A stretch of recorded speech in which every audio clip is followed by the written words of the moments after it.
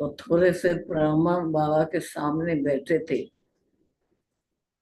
बाबा ने कहा कि तुम बच्चे मददगार बच्चे हो। मददगार बच्चों का काम अभी क्या रह गया है? बाप को प्रत्यक्ष करना। कहा तुम बच्चों के द्वारा ही बाप प्रत्यक्ष होगा। कहते हैं ना, संशो स्वाधर से। तो मैंने कहा बाबा, कोशिश तो यही होती है आपकी प्रत्यक्षता जल्दी हो जाए। उसके बाद मैंने बाबा को भोग स्वीकार कराया। आप सबका याद प्यार दिया। जिन जिन्हों ने भोग लगाया था उनका विशेष याद दिया। फिर बाबा ने दिखाया कि इस ब्राह्मण जितने भी बैठे हैं उनके मस्तक पर, सभी के मस्तक पर तीन बाबा ने दिखाए चमकते हुए सितारे। पहला है, बाबा ने कहा, तुम्हारे अलौकिक जन्म का सितारा। दूसरा है, ये जो तुमको अलौकिक परिवार मिला है इसका सितारा। और तीसरा जो है वो है सर्व जो खजाने प्राप्त होते हैं, ये खजाना। बाबा ने कहा कि ये जो तुम्हारा अलौकिक जन्म है वो तुम ब्राह्मणों को ही मिलता है, और संसार में ये अलौकिक जन्म का पता ही नहीं है।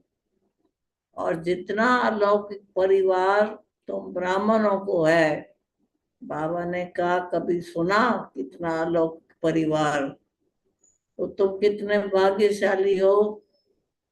तो तुम्हारे भाग्य में पहला सितारा जन्म का, दूसरा सितारा बाबा ने कहा संबंध का, और तीसरा सितारा है प्राप्तियों का।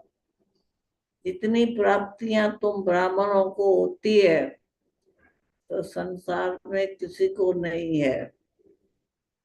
तुम सिर्फ शिव बाबा मुख से बोलो तो सब खजाने तुम्हारे पास हाजिर हो जाएंगे। तो बाबा ने कहा कि बच्चे जो है भूल जाते हैं हम कितने भाग्यशाली हैं।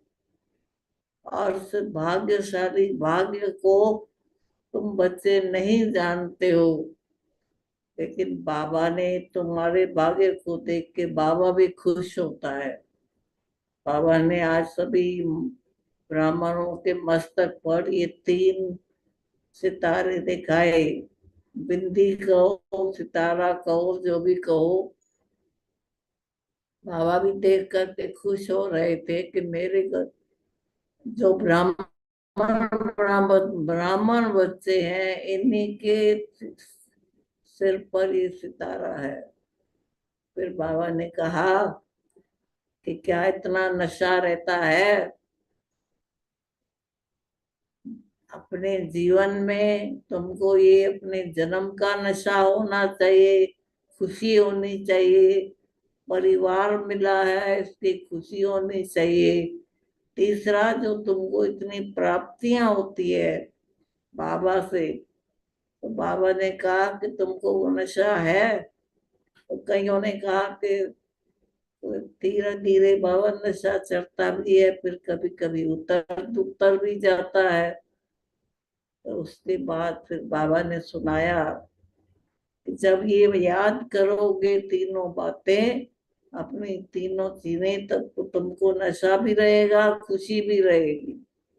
सदा रहनी चाहिए, ऐसे नहीं आज खुशी है तो कल खुशी गायब हो जाए।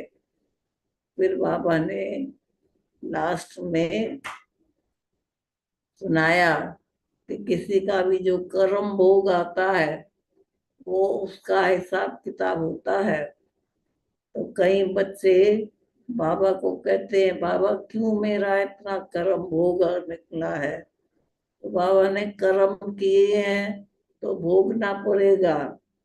तो उसके लिए बाबा कुछ नहीं कर सकता है। बाबा तुमको शक्ति दे सकता है, मदद कर सकता है।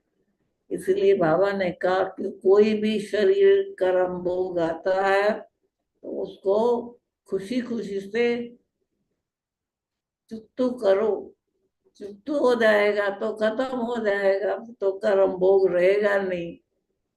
उसके बाद बाबा ने सभी बच्चों को दृष्टि दी, दिखाया, सारा क्लास दिखाया, और सभी बच्चे बैठे थे। बाबा ने कहा जब भी बैठो मस्ती में बैठो, रूहानी मस्ती में बैठो। ऐसे बैठो जो दुनिया भूल जाए। ऐसे नहीं कि दुनिया को भी याद करो और बाबा को भी याद करो, ये हो नहीं सकता। इसलिए बाबा ने कहा जब बाप को याद करोगे तो ये पुरानी दुनिया भूल जाएगी, और अगर बाबा को याद नहीं करोगे तो फिर ये पुरानी दुनिया की बातें याद करके अपना टाइम वेस्ट नहीं करो। फिर बाबा ने याद प्यार दिया और